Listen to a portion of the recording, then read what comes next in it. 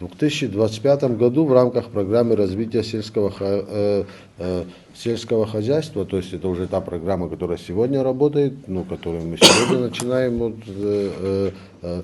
осуществляем, значит, планируется заложить 153 гектара садов многолетних насаждений, уже идут работы по закладке участков цитрусовыми и другими культурами. В этом году уже передано участникам программы свыше 20 тысяч корней цитрусовых. Всего заказано 98 тысяч корней саженцев, из которых цитрусов 50 тысяч корней. То есть в основном все акцент делают на цитрусы, именно на ранние спелые сорта мандарин, поскольку они экономически выгодные и прибыльные. Да, в основном сентябрьские.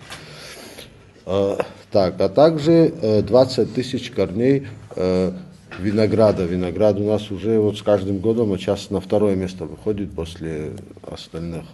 6 тысяч корней хурмы и 20 тысяч корней различных косточковых, семечковых, других фруктовых, там груши, яблоки, сливы и так далее.